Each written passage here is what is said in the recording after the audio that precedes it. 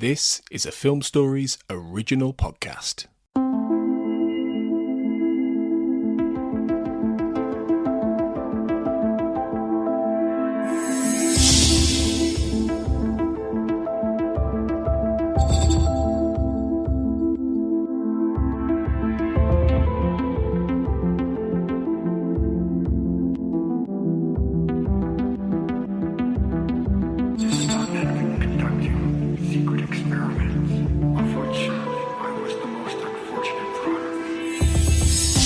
Welcome back to the Xcast. The truth is in here. I'm Russ Hugo, and my guest tonight is Jim Beard. How's it going tonight, Jim? Hey, great. Glad to be here. Yeah, definitely. Thanks for being here. Yeah, or glad to be back, I guess I should say. Okay, so tonight we're going to be talking about Clyde Bruckman's Final Repose. This is episode number 4 of season 3. It was directed by David Nutter and, of course, written by Darren Morgan. The original air date was October 13th of 1995. Before we get into some of the other fun facts about the episode, tell me generally what your first impression of the episode is. I love it. Without any caveats to that, I think this is a really great time in the show. You know, the actors have settled into their roles and they're kind of experimenting, bringing a little bit, sort of some humor in with the darkness. You know, I find it really interesting that this is only the second episode written by Darren Morgan, but he hit it right on and gotten such acclaim for this episode, and it won Emmy Awards and everything. So not bad second time out of the gate. What would you give it out of 10? Oh, boy. I mean, it definitely a 9, and I know I said just a little bit ago I didn't really have any caveats, but very, very little for me gets a 10, but absolutely a 9. Well, before we'll get into all the details, my impressions kind of match similar to yours. It's resting right between a 9 and a 9.5. There are a few things we'll get into that I think it could have done. I mean, this is nitpicking. It's a beautiful piece of writing.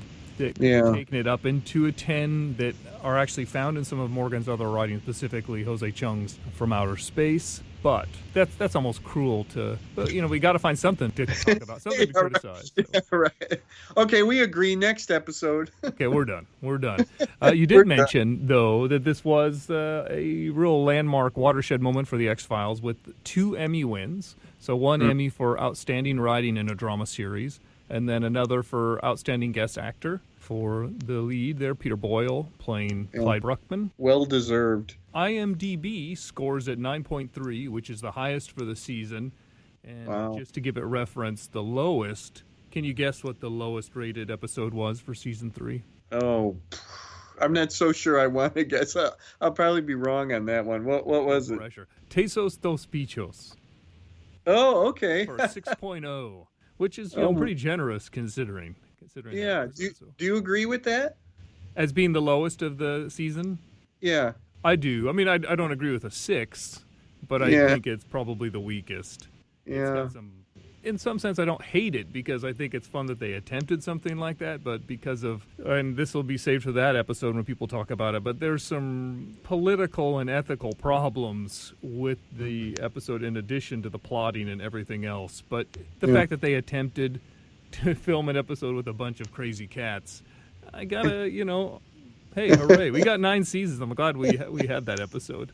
Well, I'm glad that we all agree on Clyde Bruckman, though. What'd you say, 9.3? 9.3, yeah. There you go. Wow. I'm gonna agree completely with that. 9.3. That sounds great. Dan, let's head in and talk about the episode in a little bit more detail.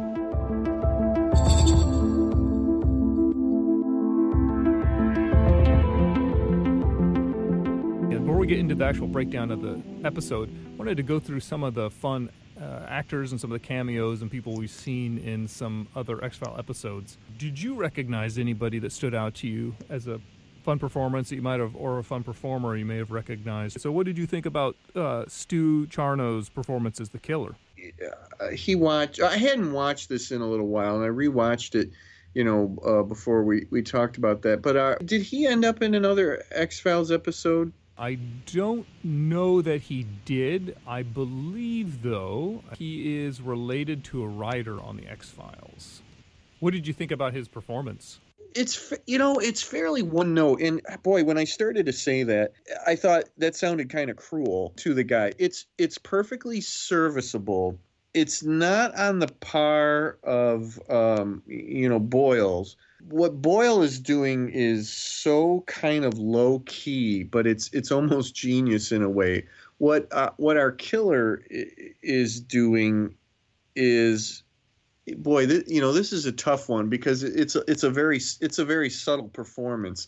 I really like the part where he finally gets with Clyde, and he's kind of it's like just two guys sitting around shooting the breeze. It's almost like he's kind of relieved, and it's almost kind of a chummy little thing. And I think that's kind of at the moment where he's at his best in this episode.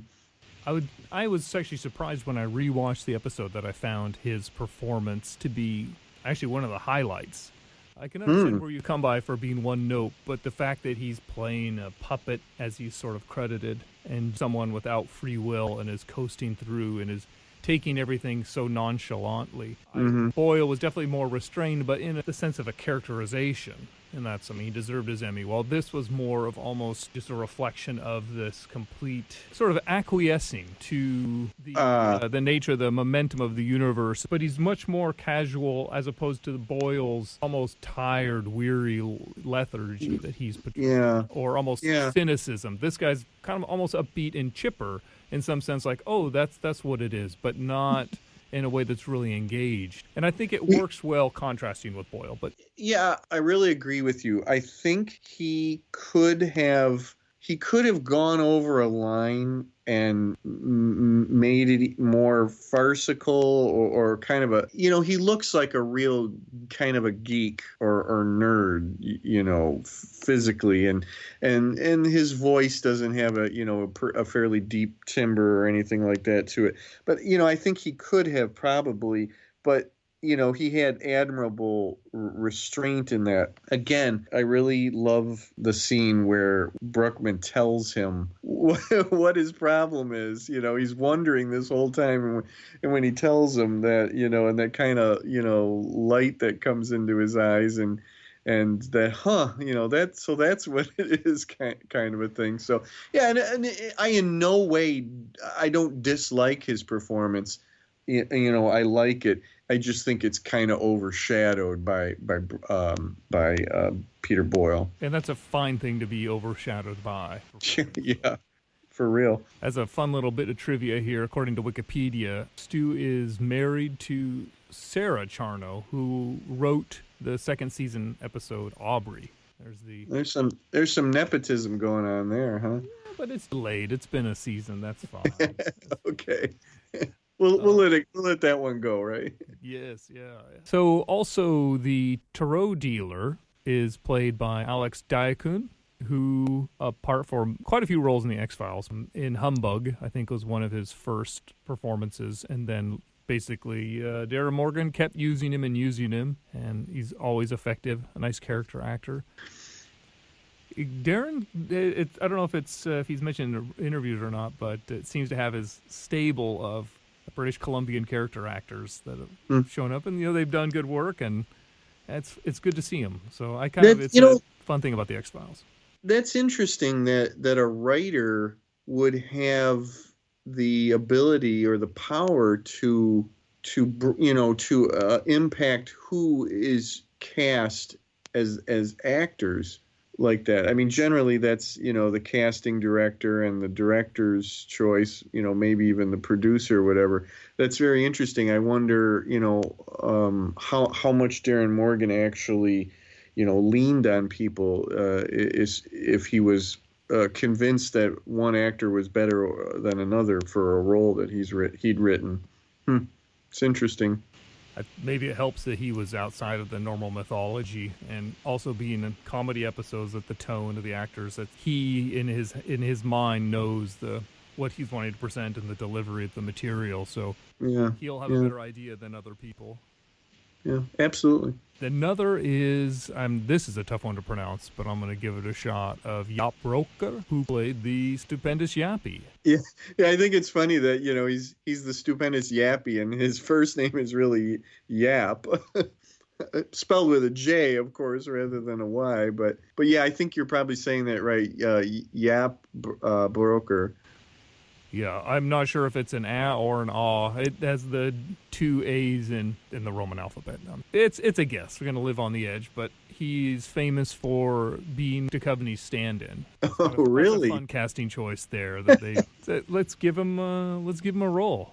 What do you think about his performance? It's good. He's not really in it very much. He has a very interesting accent, which I think it makes people remember him. But again, it's perfectly serviceable for what's demanded in that role. He plays up the camp, and it's nice to have a little bit of that in there to balance some of the more subdued performances. And I think it's nice. It actually is a good counterpoint to Boyle's more relaxed performance.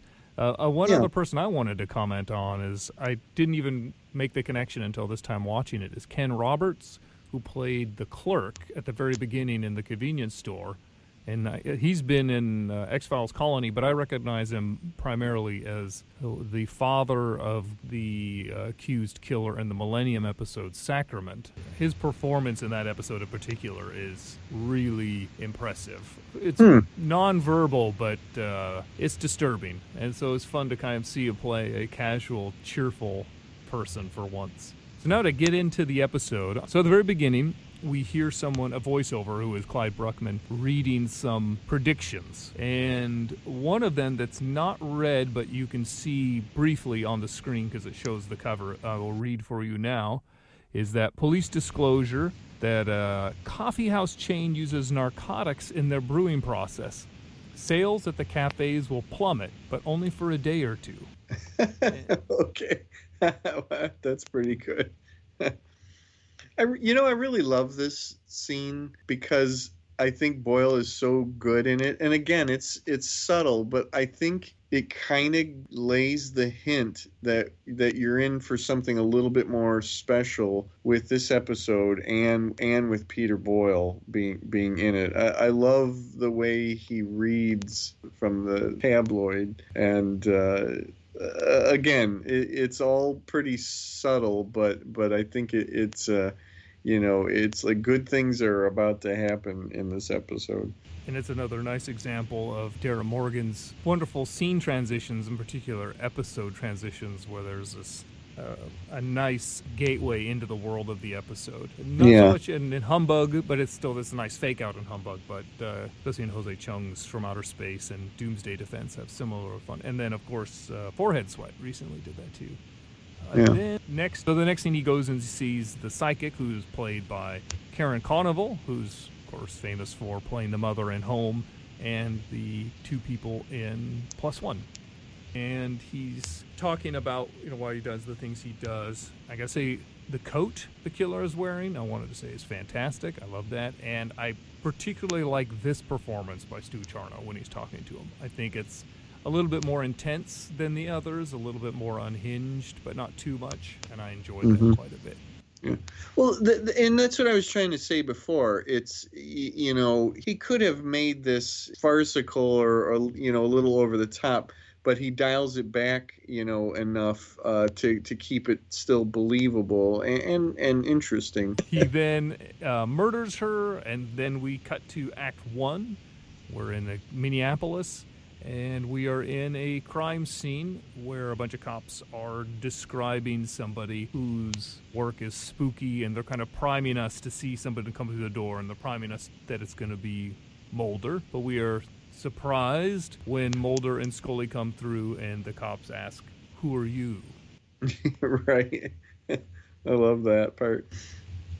This sort of subversion happens frequently in Morgan scripts, but especially in this one, there's a lot of those bits, especially we'll get into them later with Boyle and Clyde Bruckman. So instead, who they're waiting for is, of course, the stupendous Yappy, who puts on this nice performance of a sorts, and we're able to enjoy him challenging Mulder and questioning Mulder's skepticism. There's a lot of fake outs in this episode. A lot of humor comes from subverting our expectations.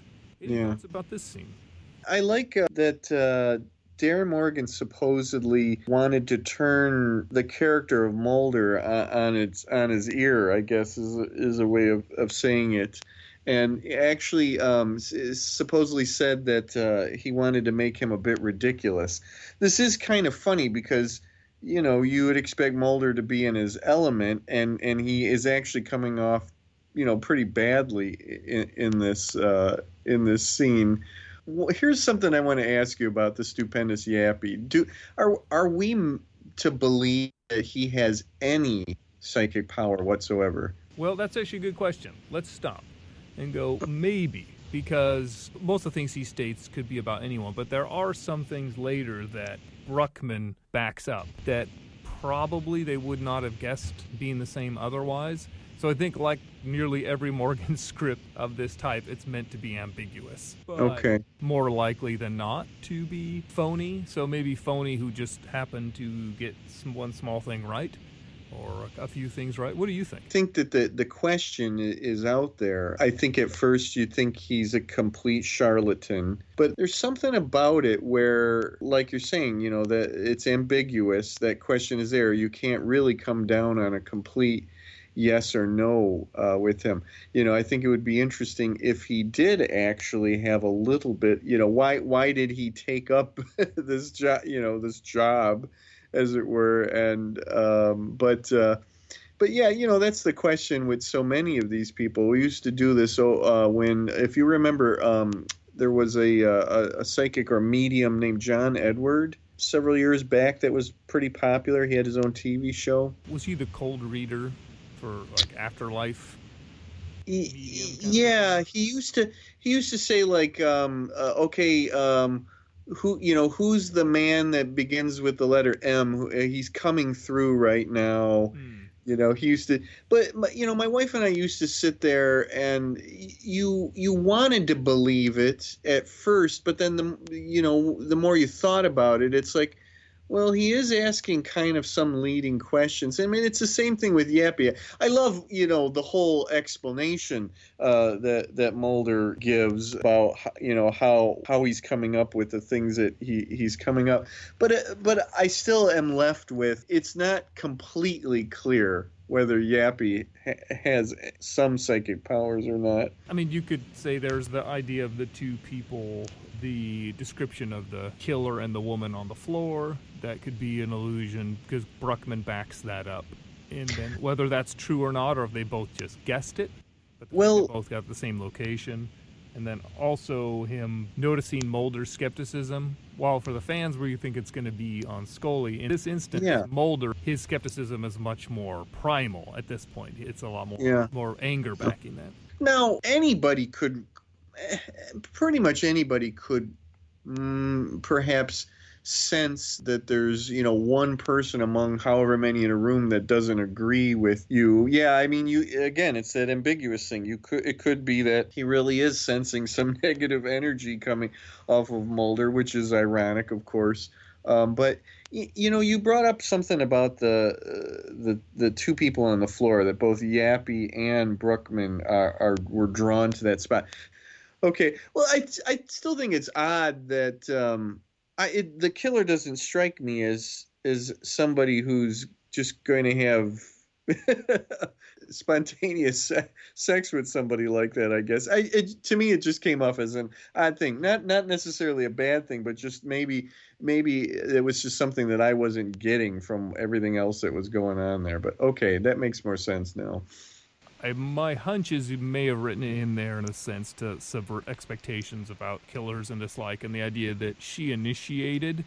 And indeed. He's so passive in all of his other actions, or at least he sees himself being passive, and so when somebody else is being assertive, he's just going to comply, and then that's gotcha.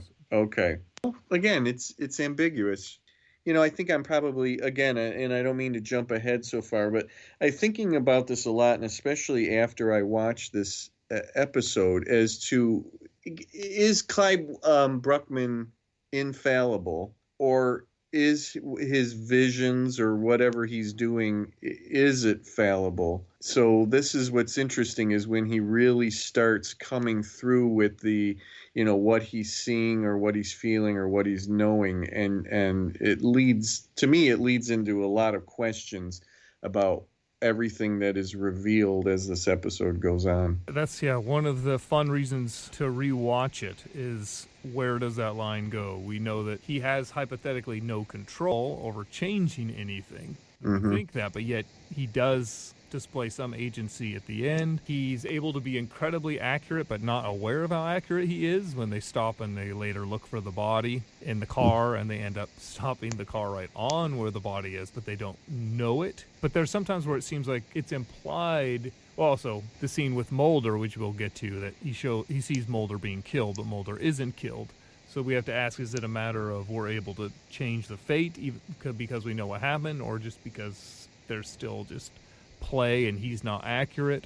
It's tricky to know. I wonder if it's more of the idea that Darren's trying to make about perhaps Bruckman feels so defeated by his lack of control in life, he's unable to recognize in what way he is able to have control in his life, and instead it becomes apathetic. Yeah. The idea that he thinks he has none, but he actually does have some, and that's part of the fatalism, is part of the pathos. I like how, as the episode progresses, that we are learning the definition of his gifts, his powers, almost as he is and Mulder and Scully are.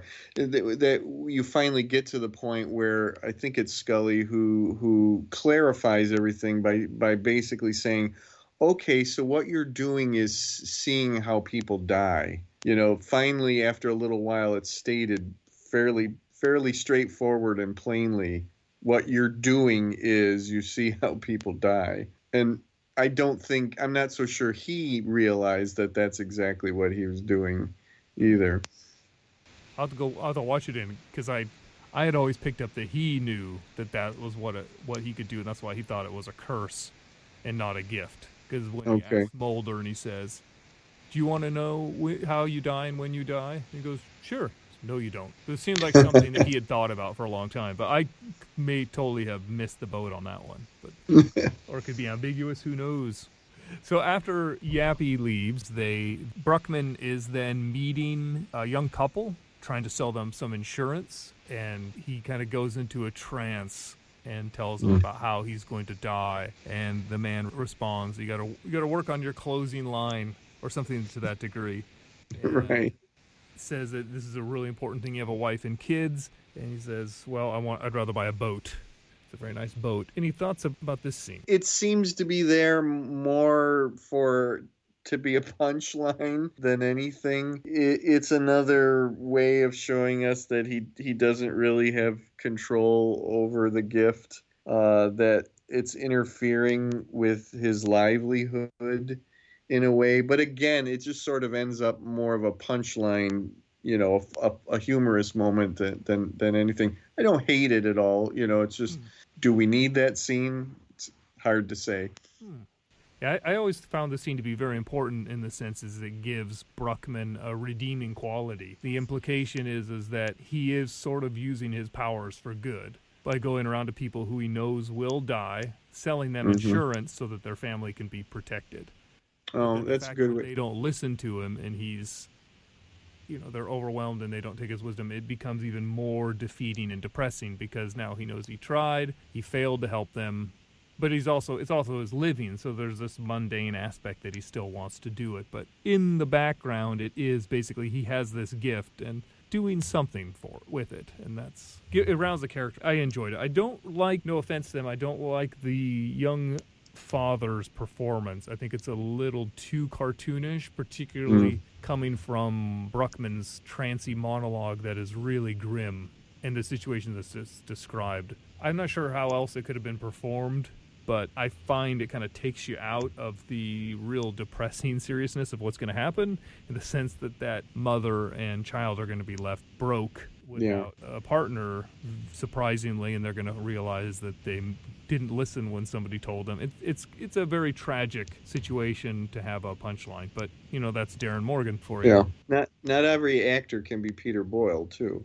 No. Well, we still got it. There's a lot of great character actors in this episode, and not saying that person is a bad actor. This is one of those things about being picky about the 10 out of 10 versus a 9, as there's a few beats like this where the pathos of the story, they get truncated or they get bumped in ways that it messes with the rhythm and the weight, I think the emotional weight of the episode. Yeah. Okay, so then Bruckman, he goes home, he talks to his neighbor with the dog, and who, of course, becomes the not immortal, but immortal in many fans' hearts, Queequeg, and goes down to the dumpster and finds the body. And also, around the same time, before he goes to the dumpster, backing up, he opens the fridge, pulls out a head of lettuce or cabbage in a plastic bag, and sees what looks like a head. Until maybe my third time watching it, could barely tell what that was. I just knew it was something gross. I thought it was just rotting lettuce, and didn't make the connection that, that's him. He's seen his death there. What are your thoughts about any of those things? Oh, okay. Now that's interesting, because I immediately recognized it as a head, but I guess I never really recognized it as his head. Yeah, it wasn't until I paid attention and realized at the end, he has a bag around his head. Oh. And so okay. Definitely wow. Jeez, my face red. Wow. Yeah, absolutely. Huh. Very, very good. Wow. That's, I love that. That's really interesting. That really ramps up that scene even more than that. It's not just, a shock type moment, but that it's actually a great foreshadowing, of the end. Huh. Again, I could be wrong. It may not supposed to be his head, but who knows? Well, I think it's absolutely, it seems very logical, especially when you call out about that his head is wrapped. That he puts the bag over his head at the end there. Spoilers. Yeah, right. So he goes down to throw that out in the dumpster and then finds a body of Madame Zelma, the first psychic that we see in the cold open.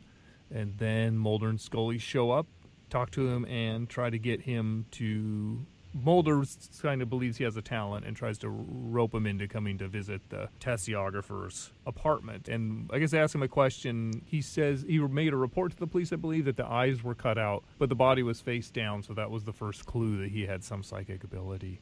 Right. At this point, of course, that he's the killer. Yes, exactly. Yeah. Of course, it puts him into being potentially a suspect.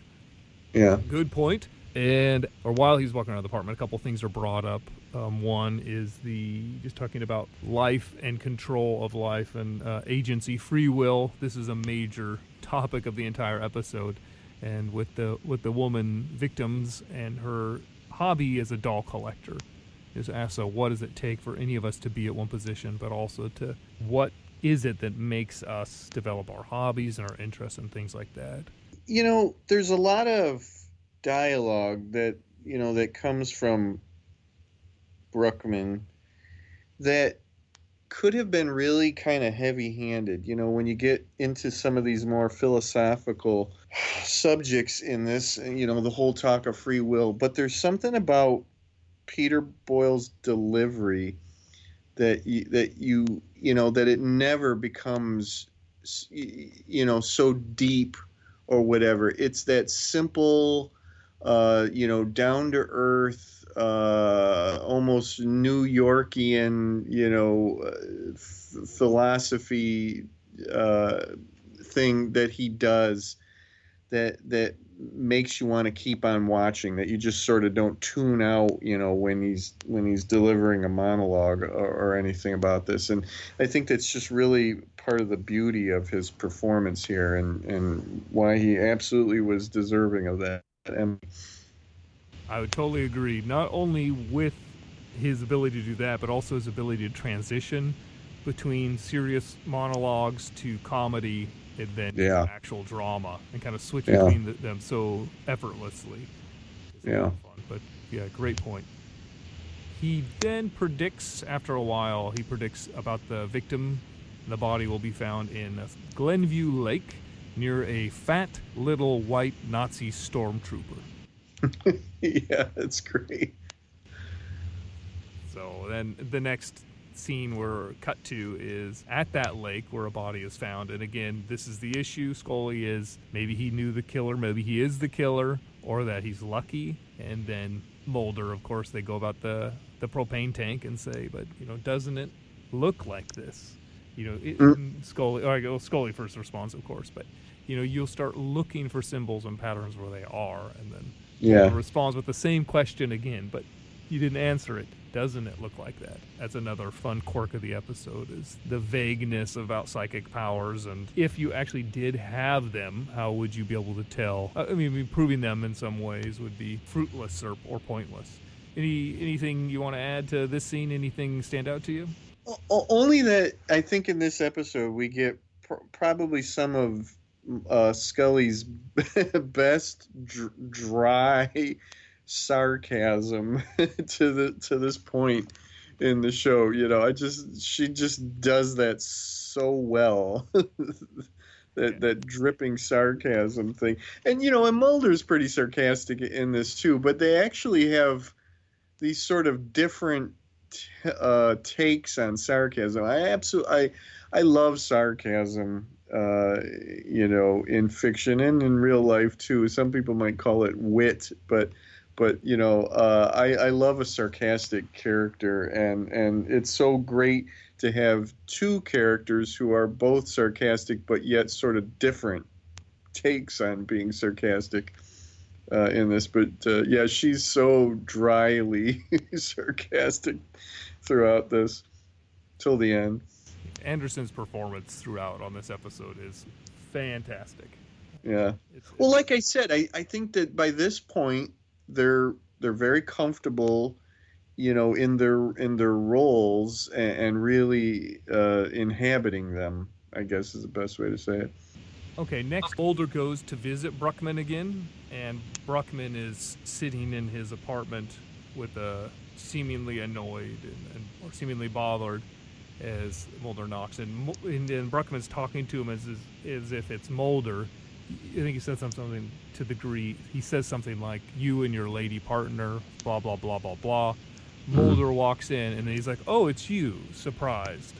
It's going back to that previous joke that's been done a few times, similarly with Stupendous Yappy and Mulder at the beginning.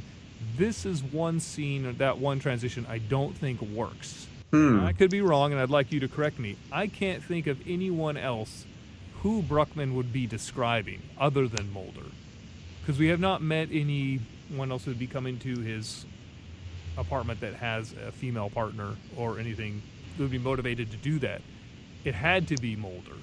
So who else would he be thinking of? And at that point, I'm not sure the joke really works. But I could be a curmudgeon. You're highlighting this right now, and that didn't really occur to me last time I watched it. But yes, I'm gonna agree that that is a little weak then. Yeah, because you're right. There really isn't anybody else that kind of matches that. It's not like the police were a male female duo or anything like that.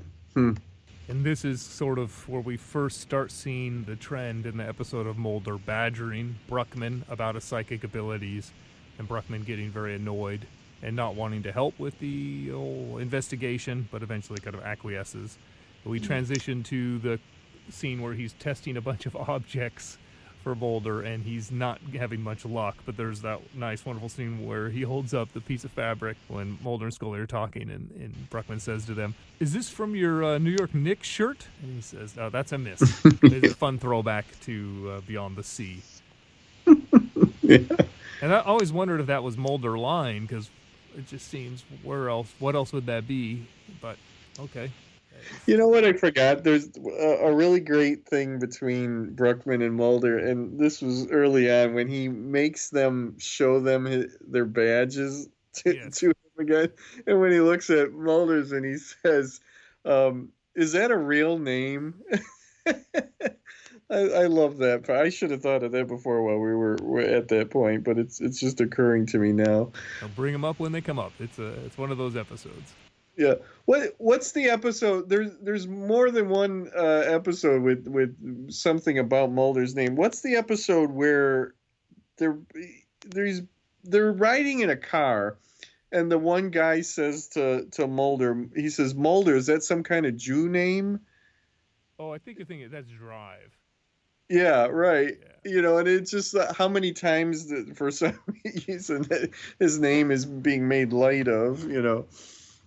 So I think talk about Claude Dukenfield, who is an owner of the company they're checking out, and then Bruckman believes that he's dead, and they go to look for the body, and they're driving in the car, and this is a very famous scene where he describes Mulder's death, and Yeah. they stop, and they're talking about the Big Bopper and Buddy Okay, Holly. now hold on a second. Yeah. Is the whole thing, in your opinion, is the whole thing about Mulder's death BS? Yes, I believe. No, I could be wrong. I think it was Darren Morgan when he was interviewed by Kumail Nanjiani on his podcast that the thing about Scully being immortal was just Bruckman being nice. And Yeah. it's not actually true. And similarly, I then interpret that this is just Bruckman being annoyed at Mulder's constant badgering about the psychic abilities. What do you think? Mulder's childlike constant badgering too. You know, he can get kind of giddy at sometimes in this. He's such a fanboy, I guess, as you want to say. I love the scene. I love the way Mulder is sitting on the edge of his seat in the back and hanging, you know, sticking his head up, you know, because it reminded me of being a kid when back in the day when we didn't use seat belts, and we kids were in the back seat of the car, but I would sit in between my older brother and sister, but on the edge of my seat and hang on the back of the front seat. And stick my head, you know, in there to talk to my mother and father. So that really reminded me. There's something really honest and innocent about Mulder doing that in this episode. But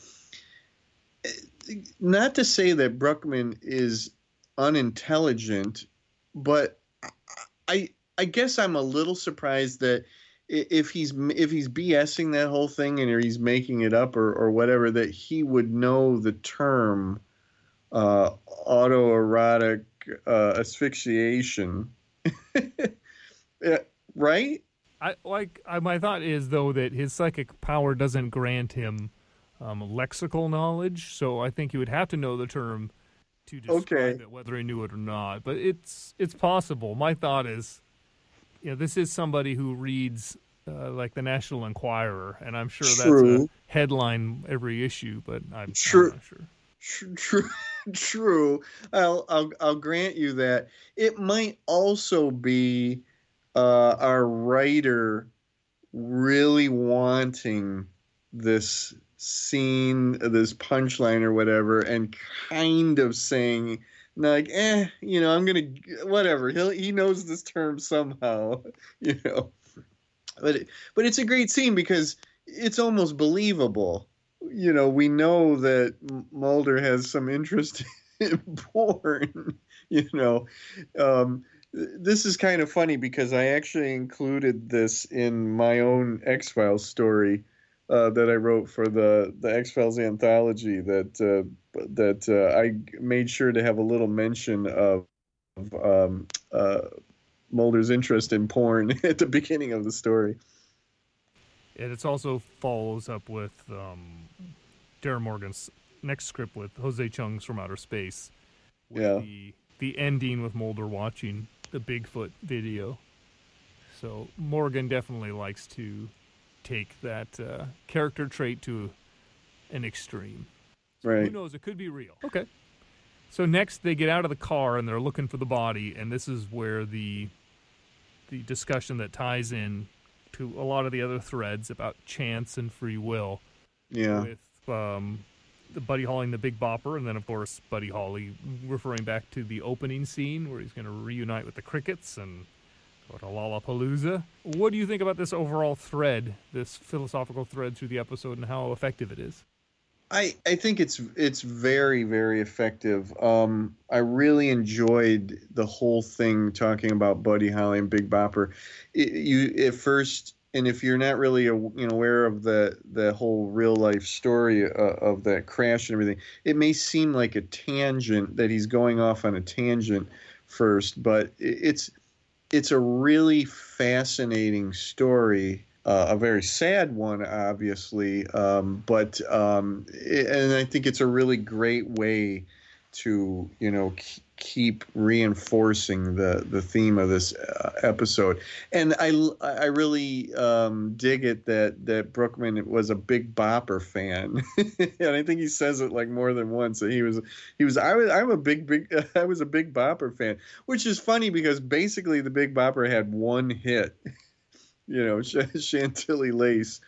And I really enjoy that particular hit, too, and that particular recording. But, it's kind of funny that Bruckman would be a fan of the Big Bopper, compared to Buddy Holly and his multiple hits.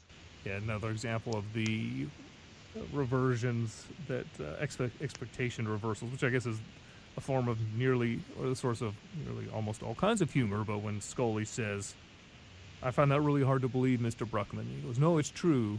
Yeah, I was a bigger fan of the Big Bopper than Buddy Holly."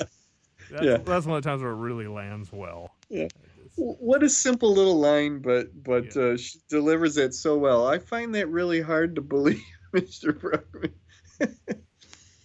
And then they eventually find the body under the car, and they go back, and Bruckman receives a letter from the killer saying he's going to kill them.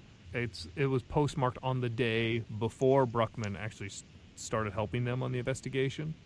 Yeah. So that there is some psychic action at work there with the killer too, and the cops then start to protect Bruckman, and the scene transitions to the killer visiting the tarot dealer.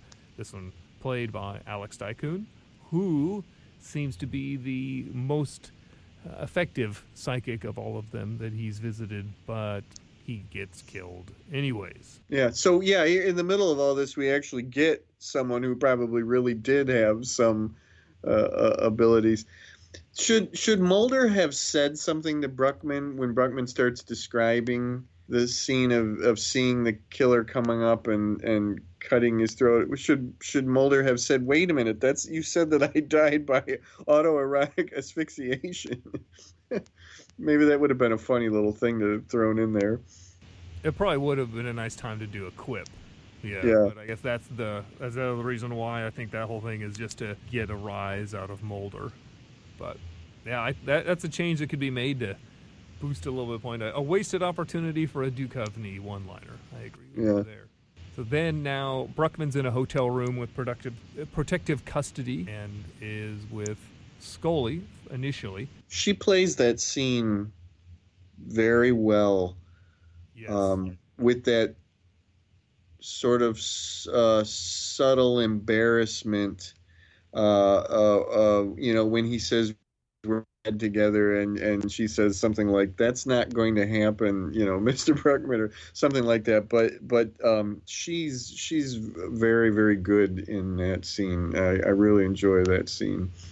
Great delivery. That's another example of Anderson just nailing this entire episode. Yeah, so she's in sync with Peter Boyle the entire time.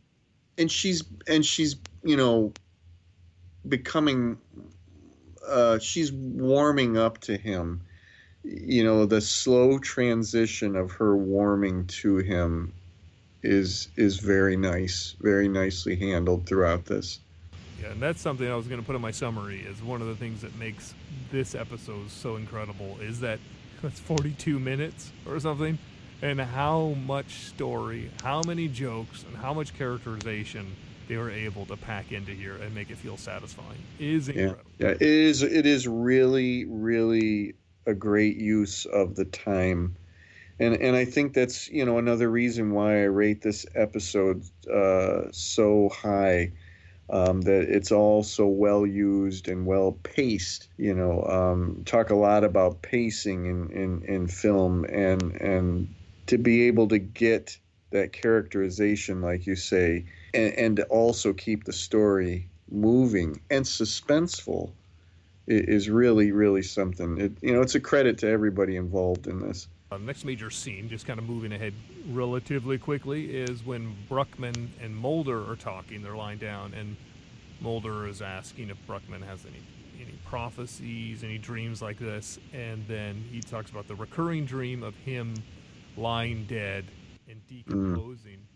And that scene, I've always liked the look of the scene stands out so much from the cold, shadowy look of the rest of the show. And I always thought, well, it is a wonderful time capsule for mid-'90s or early '90s, like alternative music videos like Blind Melon or Soundgarden or something. It just has that MTV look to it. Yeah. What do you think about the whole scene in the monologue and the dream? It's really effective. In some ways, they perhaps didn't even truly need to show us. I think maybe Boyle could have delivered that whole thing and painted the picture with just him speaking in words, but to actually see it is really something. It's a really interesting use of early computer graphics. From what I understand, it's both computer graphics and actual, prop use or whatever you want to say. But yeah, that's a really good point about the color use in that compared to the sort of the muted palette of the rest of the episode. Yeah, I'm kind of torn in that I think it provides a very nice iconic visual for what is otherwise a fairly rote imagery-wise. There's some nice things, but it provides something that can work as a thumbnail for episode descriptions and the rest. But I'm actually with you in your initial statement that I think it could have been a little bit more effective. It's not really a hindering, but I would have preferred to just zoom in on Boyle's face and have him be looking up at the ceiling reciting it. I think it could have been a little bit more terrifying. There, it's kind of disturbing, but it's also slightly comical, because of the dialogue, it's also supposed to be. The tone of it is just a little bit different than the rest of the episode. It kind of upsets the rhythm by jumping off to this dream sequence at this point, but it's not a big deal. But we're here to nitpick, so I'm nitpicking. If you would have gotten more portrayals of visions or things from him, would it have not seemed like that to you, I wonder? We get a few visions, but they weren't like this. And this is also a dream, so I'll give him that. But it was also it's considerably long, and the look of it is so different, and the feeling of it is so different. It doesn't make it bad, but it is. We're already now into the third act, and this I think might have fit better in the second act, but totally nitpicking. I'm crazy. I admit it. I'm scraping up for material. I mean, this is one of the most talked about episodes of all time, so we got to find something to make it interesting. Let me just check real quick with the listeners, see if they're still awake. Hey, next is Detective Chavez, I guess, comes in and is telling jokes and then asks if he's going to die from cancer. Bruckman says, just kind of nods his head calmly, knowingly what's going to happen. And he says, don't answer the door. And then immediately Bruckman goes up and answers the door. This is what's weird. Okay, you can maybe talk about the same thing. Go for it. Well, wait a minute. I want to talk about Chavez. Okay, go for it.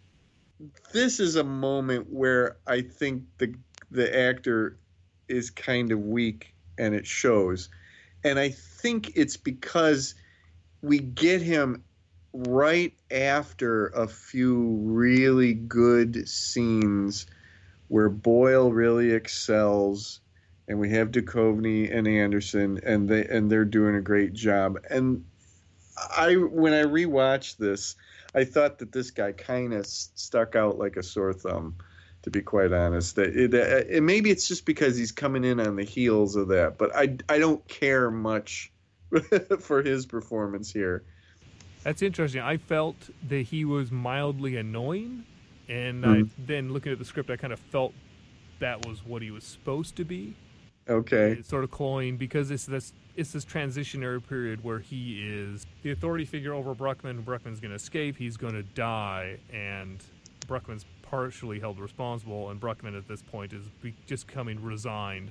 This is the moment right before here, because his discussion with Scully and his discussion with Mulder, where he finally realizes, oh, I'm going to die soon.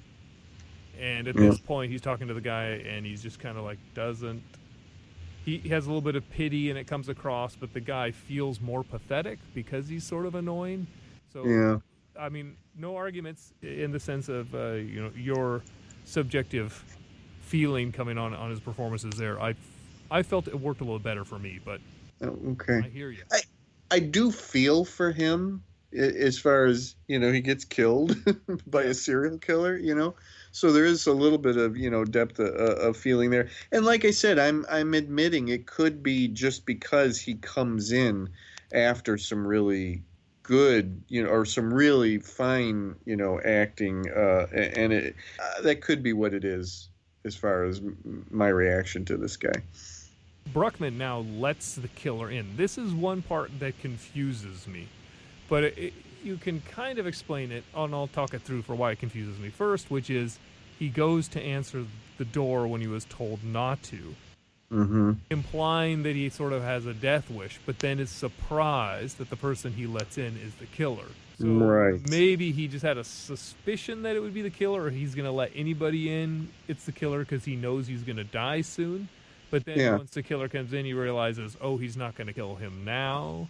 So this makes me think maybe Bruckman doesn't have a clear vision of exactly how and when he's going to die, but that sort of contradicts the vision with the bag and how much he knows about how Mulder's going to die. Yeah. So this part is where the episode breaks down for me. It's not super clear or consistent with the rules that have been set out before. It doesn't ruin the episode or anything, but it would have been... There's a few moments where my brain has to stop and go, wait a minute, why is this happening in this exact way? It can all be explained, but it's not the most comfortable with considering with the rest of the narrative flow. Is it because it's him and his own death? It totally could be, but we don't know that.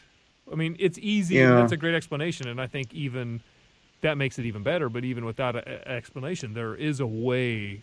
not fairly easily, but I mean, you can make it work within the narrative structure, but it takes a lot of work. And I think, unfortunately for me, is it takes away some of the pathos of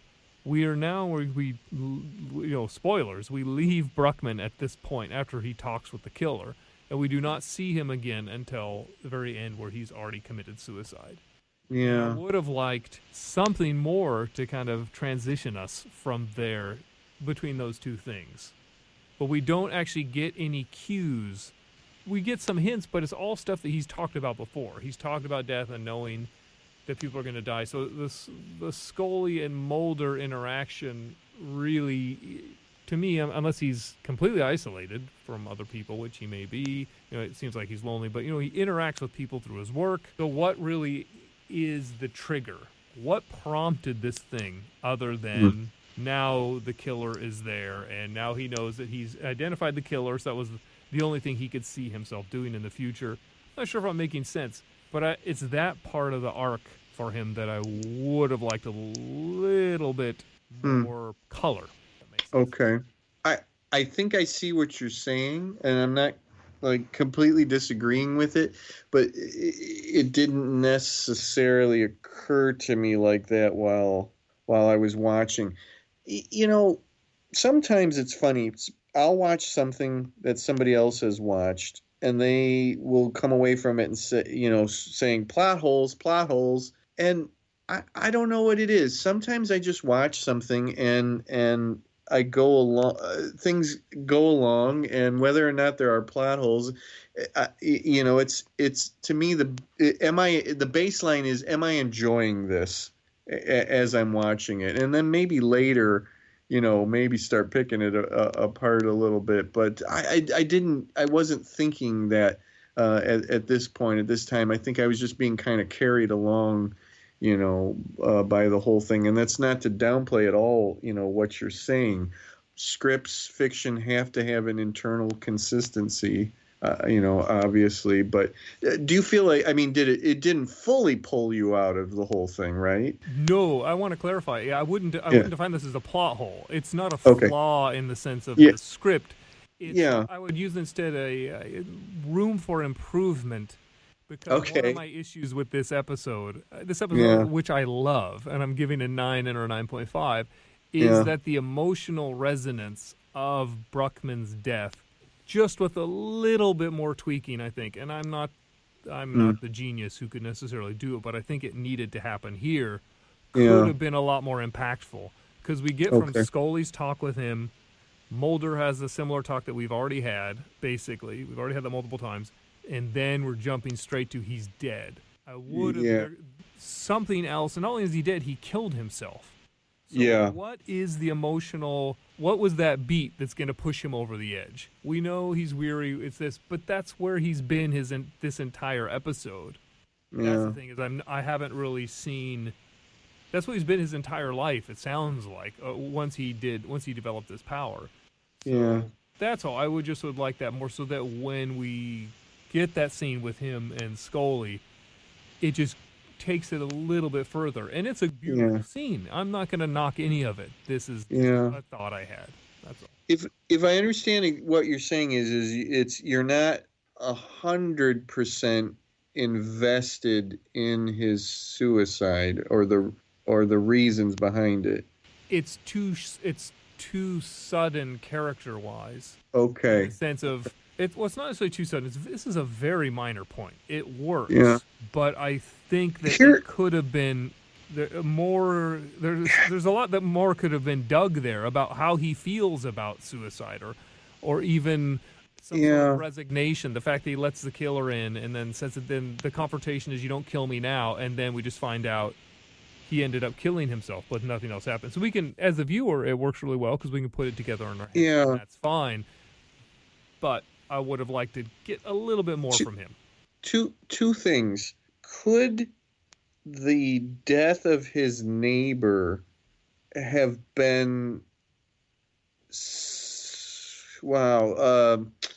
something that pushed him enough over the edge? I might be clutching at straws with that one. I mean, I don't think necessarily we have to have what pushed him over the edge, but I think it could. And even though he seemed to know his neighbor was going to die already 2 years ago, so that's not so much of a surprise, and he's just constantly surrounded by death.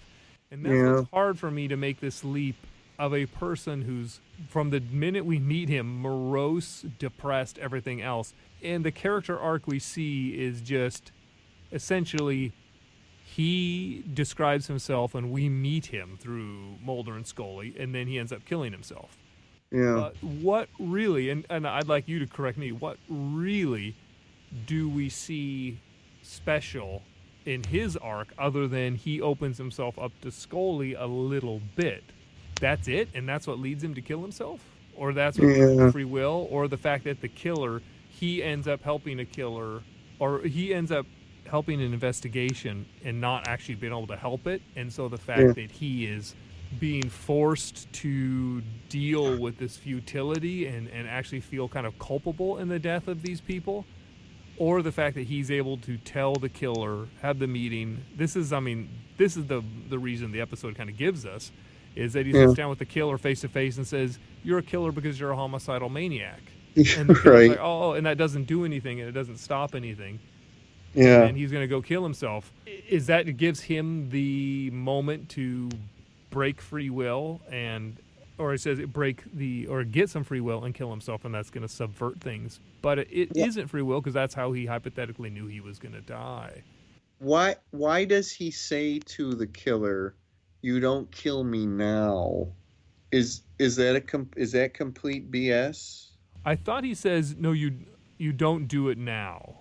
You don't do it now, which implies that he is killed by the killer at some point. Or maybe he says it doesn't happen now. I can't remember. But I had that. Because in some ways, then the suicide is him taking control of his, well, I almost said life, but his death, his own death. Real quick, the scene with Mulder in the kitchen with the killer, Yes. it does not go the way Bruckman explains it or tells Mulder about it, right? Yes. Okay, does that mean that Bruckman is fallible in his what he sees? That is the vagueness of the episode that, on one hand, makes the episode brilliant because it leaves room for interpretation, but on the other hand, goes back to the point I'm making, which is maybe it could make it a little bit more clear in the sense of he tells the killer he doesn't kill him now. Maybe that is not true, and maybe he was supposed to kill him there, and then he's able to go home and kill himself, and it's the free will. Maybe it's that decision, the fact that he decided to kill himself, that subverts the entire timeline, and that allows Mulder and Scully to, play out events a little bit differently and survive. Yeah. It's all in my head. It's completely up in the air. It's not clear, but maybe our listeners will be able to say something on social media and correct me, or I don't know. Bruckman does not know if Mulder survives. Am I correct? He's already gone by then. Exactly. Okay. It's in a way, it's almost a shame that he doesn't, because then again, he could have said to himself, okay, well, I'm not perfect in what I see. See, I'm going back to, I almost would like to think that his suicide is his way of saying, I have control. I would totally agree with you on that, and I wish there was more in the script. Gotcha. To hint at it. Good, and we're right back to that, and I'm going to agree with you on that. It would almost need another scene or more in the note to Scully, at the end. Yes, that'd be a great place to put it. Yeah. What does he say about the dog? Help me refresh my memory. What does he say about the dog to Scully? Basically, you have to forgive the dog for what he did. He couldn't help it. Okay. What is it that what did the dog do? Ate the owner after the owner died. Okay, that's what I thought.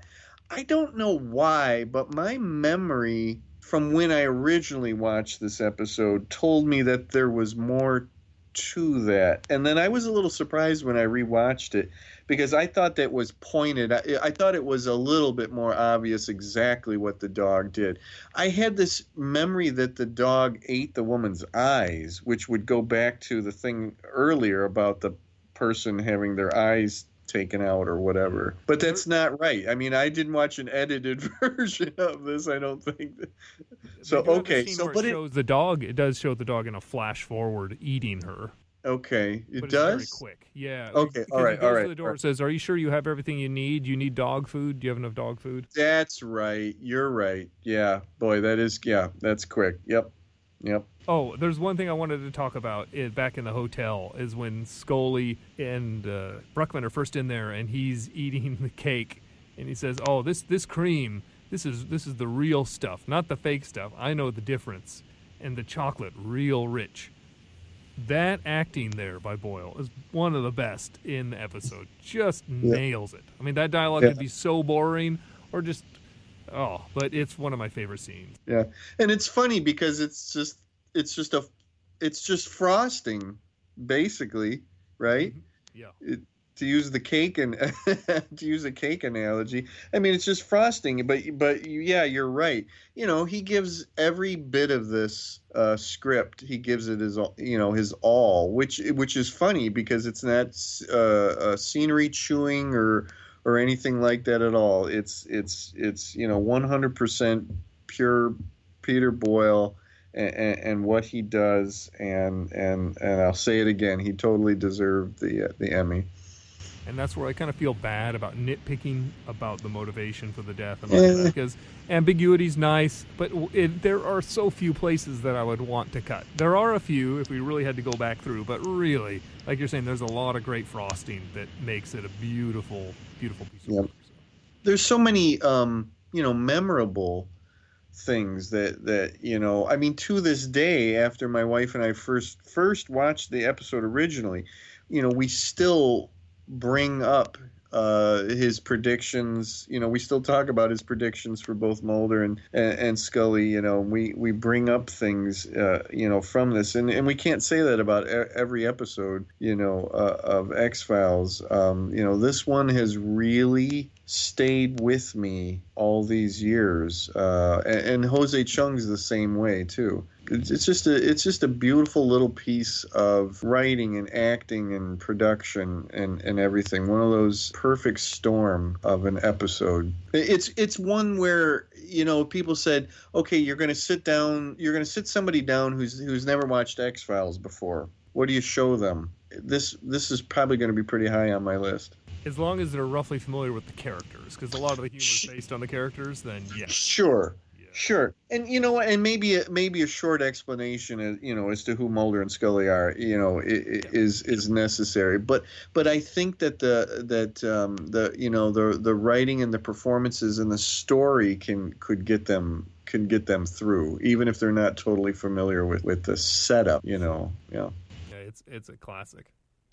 Before we just wrap up, a few final notes there about the chase at the end, is I really like the setup, the composition, the way it's directed, and a lot of the color tones, especially just at the beginning of the hallway where they're running through the red and the black and the grays. I think it feels really nice, works well with the bellhop uniform. I definitely, again, not to praise Anderson too much, but the scene where Mulder is almost about to be killed and Scully's coming down in the elevator, and just her transition from kind of just nonchalant, paying attention but not super alert, to noticing, holy cow, there's Mulder and he's about to be killed, and then she shoots and then saves Mulder, is just pitch perfect. Mm-hmm. And there's another great example of the good duo of the two, and Scully stepping up and saving the day. So nice job, Scully. Yeah, very much so. Well, that's the final scene. So let's go. So, any thoughts about the final scene for Bruckman, where we see him? No, other than we've talked a lot about, is he infallible? Is he fallible? But he is spot on with the prediction about Scully, and you have to wonder exactly what's going through her mind at that moment, because it's got to be this kind of maelstrom of, oh my God, he was right, and what does that mean? And oh my God, he's dead.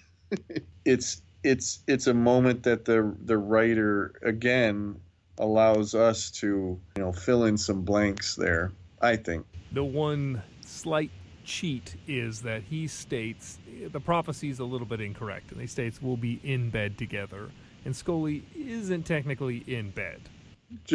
True. Leaning over holding a hand is different, and if he would have described it that way, the scene wouldn't have made as much sense. But that could be also him stretching into some sort of wish fulfillment or something like that. Exactly. Exactly what I was gonna say. Exactly. So then Scully inherits Queequeg, who stays for a while. Do you have any thoughts, pro-con, on the pup? No, just that's fun that it's an element from this that continued past this episode. Yeah. That's really, really fun. It made me wonder if, Darren Morgan had intended that or had even considered that they would keep going with that. I would hope or if it was planned. They would have to approve it, because she walks off with the dog at the end. So. Sure. Well, I guess. I mean, they could have written the dog out the next episode. They could have said that after spending a week with the dog, she realized that she hated it and got rid of it or something like that. But no, it's a fun thing. It's life after Clyde Bruckman's final repose. We'll take as much Clyde Bruckman we can fit in the rest of the series if we can. So any of these threads that continue on. And one of those threads who continues on, and we see later on in the Jose Chung's from Outer Space, is Stupendous Yappy, which closes the episode as Scully is sitting on the couch watching Laurel and Hardy, and then sees the commercial for the psychic hotline of Stupendous Yappy. And Scully throws the remote, and the episode ends. So how do you think of that as a closer? What's your feeling? I love it, because of the display of emotion from her, at the end, that she's still sort of reeling from his death. Maybe even feeling a little surprised at how much it impacted her, and also that earlier on she's sort of kind of laughing at Yappy, or at Mulder's interaction, with the stupendous Yappy, and then to have her be so angry and furious that she throws something at the TV. Impotent rage. I guess I got the rage in the sense of just annoyance is the only emotion I got out of that scene. But okay. I could be totally wrong. I just feel she's just, sick of this. And at the end when he says, I know you will, she throws out there to show the obstinance, like, this is my free will, I'm going to do it. And so the free will idea of her not calling and throwing the phone, like it looks like she's about to call, and then the fake out, she throws it at the TV.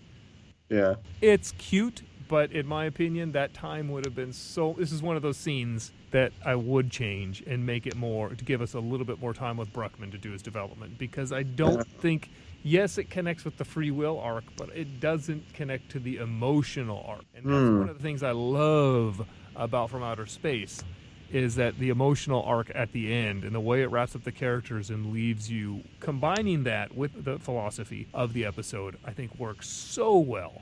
But here, it instead throws away the emotions and goes straight to a punchline. It's okay. But considering this episode had so much heart, and you had Boyle's performance, and you just had this heavy scene, but there isn't, if you actually look at it, there is not much time spent on Bruckman's death. It's pretty quick. And then they transition to Queequeg and then ride out. And I think that time could have been better used.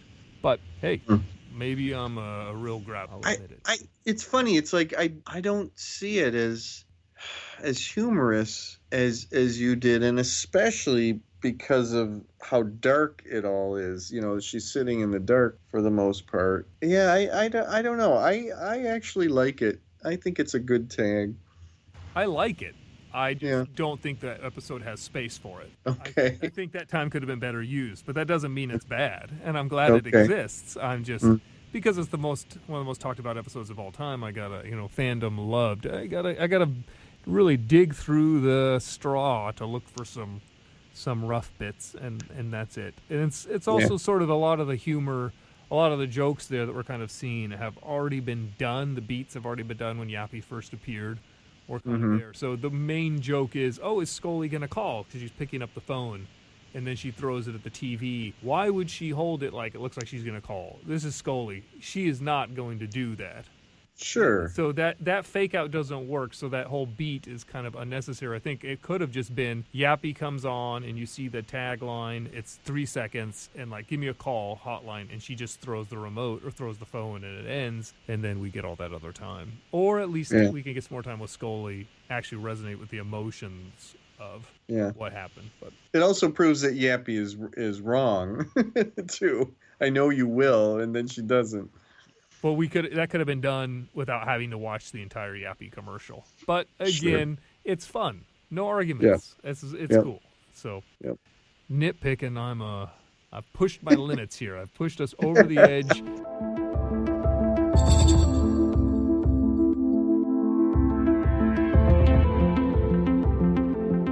Jim, thanks again for joining. Can you tell us where we can reach out to you on social media? Yeah, absolutely. Maybe first and foremost, you can visit Amazon, visit my author page on Amazon. Just put in my name, and you'll see all my books come up. And then on Facebook, I have what I laughingly call my fan page, which is called The Beard, the Jim Beard fan page. And I'm at writer Jim Beard, all one word, on Twitter. Perfect. And it sounds like you've got a new book to talk about. Can you tell us a little bit about that? Yeah, it's called Quest for the Space Gods, and if that sounds like a cheesy 70s type of title, then you'd be absolutely correct, because we designed it to sound like a cheesy 70s title. Coincidentally, or maybe not coincidentally, our Hollywood pitch for the book is Eric Von Daniken meets the X-Files. I love using X-Files in my Hollywood pitches for my books, but if you're familiar at all with the ancient astronauts craze of the 1970s, made very popular by Eric Von Daniken, an author who wrote Chariot of the Gods and multiple follow-ups to that. And then other people kind of picked up on that. But it was a thing that scared the ever-living crap out of me as a kid in the 70s. I look back at it now and I'm not sure exactly why it did, but there was just something so weird and creepy about that whole idea. So in our anthology, we have our main character. His name is Conrad von Honig, and he is also, coincidentally or not coincidentally, an author. He's a world-renowned author who has a series of books about ancient astronauts, and he's also a very controversial figure. People who don't like him call him Con Man von Honig. But what he does is he's traveling the world. He's going to go anywhere he possibly can, and a few places that he can't, to dig up more evidence of ancient astronauts for a new book that he wants to write. And he feels this is going to be the one to absolutely prove to the world that he is correct. And there's some weirdness that creeps into his adventures. If you like movies like Altered States that have some moments of true kind of psychedelic weirdness in it, then you might enjoy Quest for the Space Gods. Yeah, check it out. It's on Amazon. Got a Kindle edition. Super great deal. Definitely check it out. And then also for X-Files fans, in case you missed the previous episode with Jim on it, is he's got a short story in the I think it's IDW. Is that who did it? The X Secret Agendas. Yeah. So IDW did 3 official X-Files anthologies, and Secret Agendas is the 3rd one. And but still to this day, just sort of gobsmacked that I'm in the book and that I actually got to write these characters officially. All the stories went through Chris Carter's office. They all had to fit in somehow to the official, chronology. We had to specify where they fell in the timeline.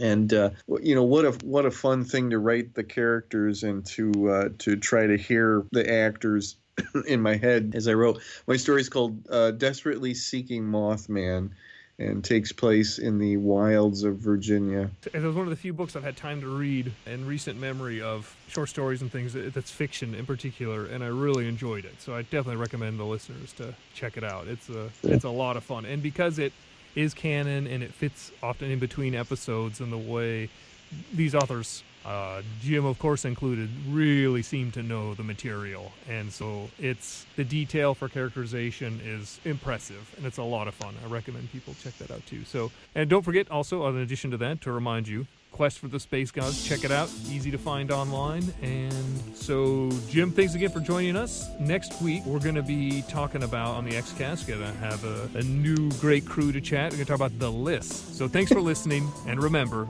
until next time, trust no one. The XCast, an X-Files podcast, is produced and presented by Tony Black, alongside a dedicated group of podcasters and X-Files fans. You can find us on Twitter at the XCast, and on Facebook if you type in the XCast, or at our group X-Files Basement, an XCast podcast fan group, where you can continue the discussion about all things Mulder and Scully. If you want to support the XCast further, you can now subscribe and become a patron of the show on Patreon. On Google, just type patreon.com/the XCast. That's Patreon. You'll see all of our tiers, subscription options and perks, which include early access to episodes, bonus content such as commentaries on X-Files episodes, access to a patron chat zone, and even appearing on one of our patron roundtable discussions. We would appreciate any support you can give the show, so just go to patreon.com/thexcast to find out more. Our title music is provided courtesy of Will A, who you can find on Twitter at IamWillAYE.